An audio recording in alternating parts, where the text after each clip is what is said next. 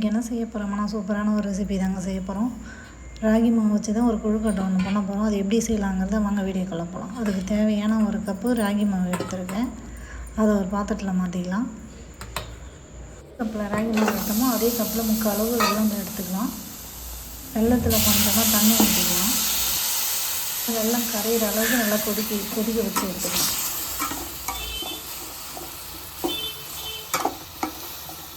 நல்லா கரைஞ்சி நல்லா கொதிக்கணும்.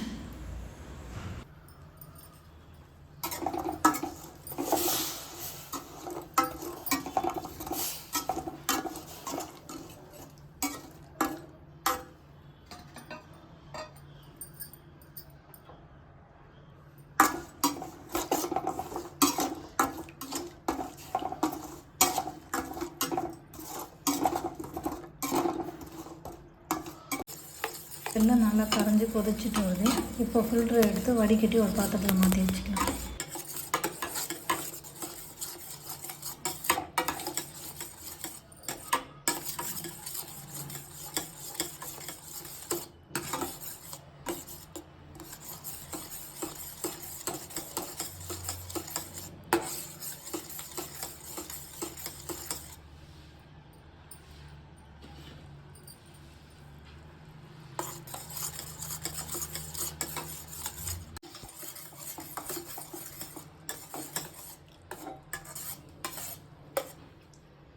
இடத்துல மண் தூசி இருக்கும், அதனால தான் நான் கொதிக்க வச்சு வடிகட்டுறேன்.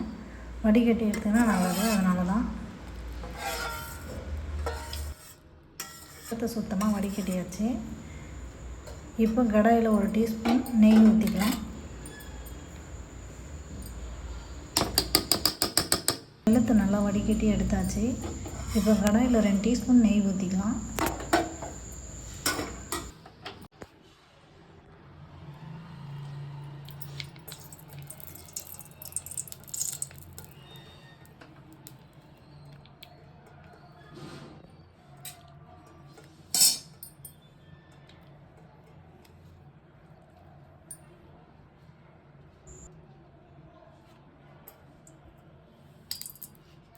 நெய் நல்லா காஞ்சிடுச்சு. இப்போ ராகி மாவு வச்சுருக்கோம் பார்த்திங்களா, அதை அந்த கடாயில் போட்டு நல்லா வறுத்து எடுத்துக்கலாம்.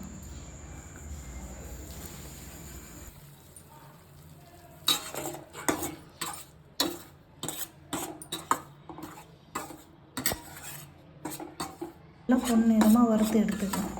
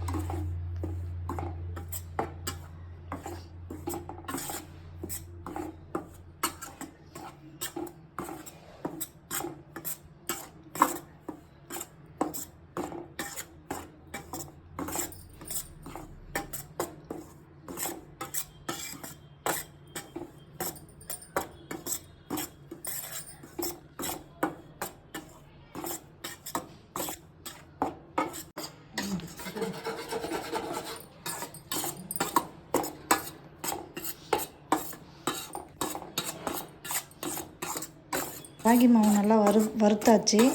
ஒரு பிளேட்டில் மாற்றிக்கலாம்.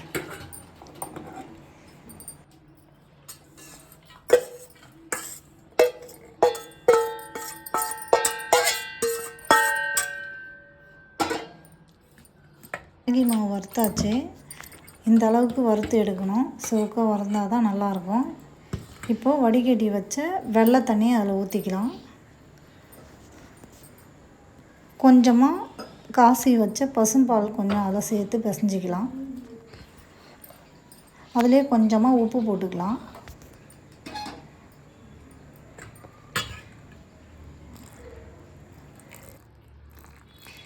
பசும்பால் ஊற்றி நல்லா கரண்டியை விட்டு நல்லா கிளறி விட்டுக்குங்க.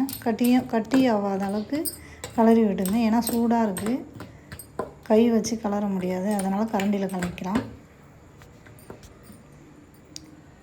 இப்போ வடிகட்டி வச்ச வெள்ளை தண்ணியை ஊற்றி நல்லா கரண்டியால் கிண்டி விட்டுக்கலாம்.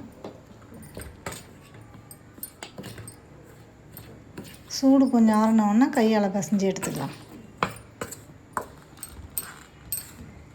அதிலே கொஞ்சமாக ஏலக்காய் பவுடர் போட்டுக்கலாம். அதுக்கு தேவையான ஒரு கப்பு தேங்காய் துருவி வச்சுருக்கேன். அந்த தேங்காவையும் அதில் போட்டுக்கலாம்.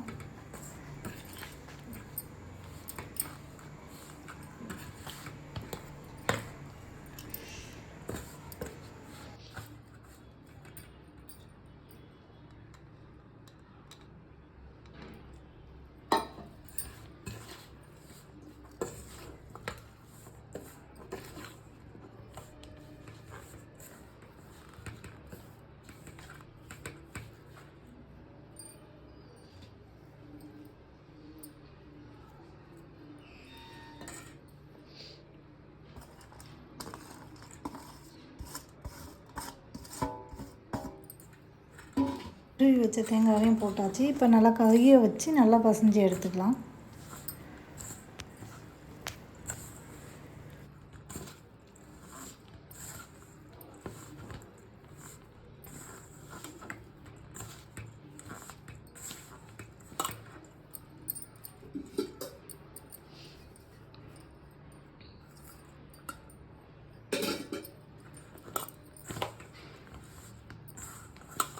மாவு பிசையும் போது சாப்பிட்டா இல்லைன்னா கொஞ்சம் பசும்பால், காசி வச்ச பசும்பாலை ஊற்றி கூட நம்ம பிசைஞ்சு எடுத்துக்கலாம்.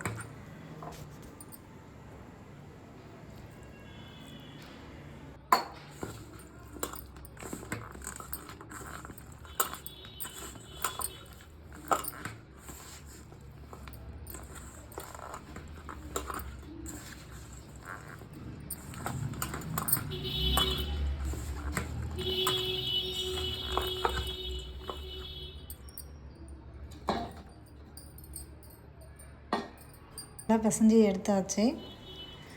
ஒரு 1/4 மணி நேரம் இல்லை 1/2 hour நல்லா அதை மூடி போட்டு நல்லா ஊற வச்சுக்கலாம்.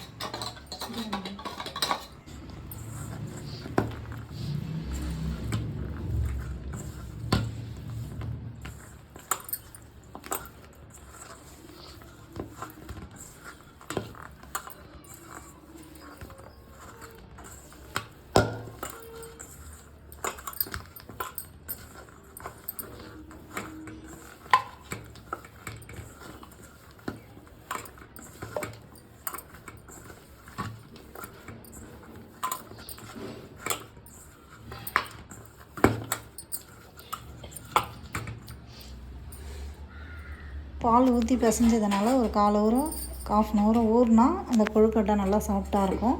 அதனால தான் நான் ஒரு 1/2 hour ஊறட்டும்னு சொன்னேன். இட்லி பாத்திரத்தை வச்சு இப்போ நம்ம கொழுக்கட்டை பிடிச்சி அழிச்சிக்கலாம்.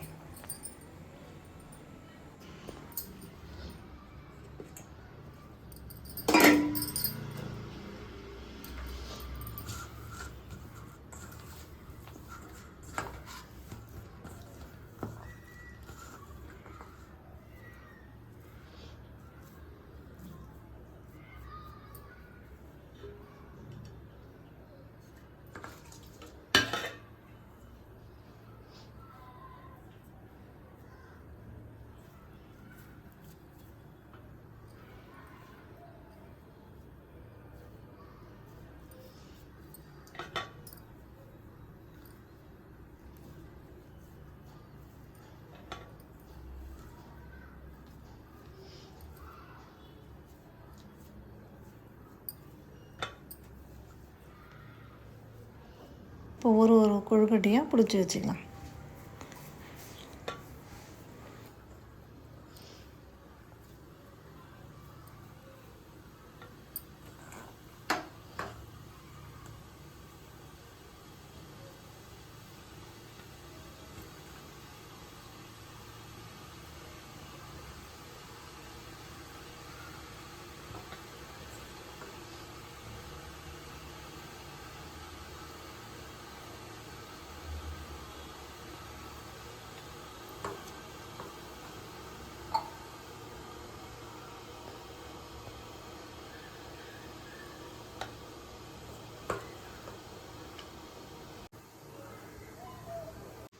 இட்லி பாத்திரம் நல்லா சூடாகிடுது.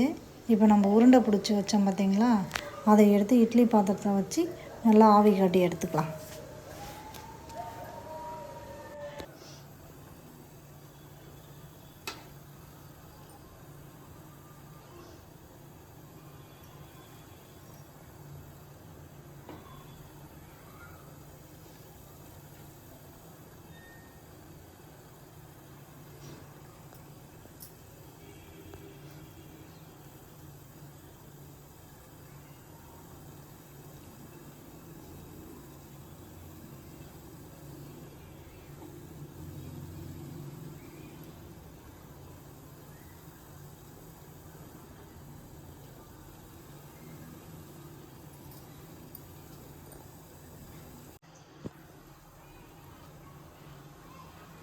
பாத்திரத்தில் வச்சாச்சு. இப்போ மூடி போட்டு ஒரு 1/4 மணி நேரம் இல்லை 20 நிமிஷம் வேகட்டும்.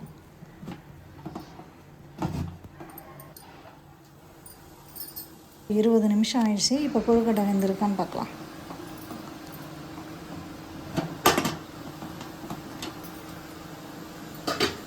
கொழுக்கட்டை நல்லா வெந்திருக்கு. இப்போ வாங்க ஒரு பிளேட்டில் மாற்றி வச்சுக்கலாம்.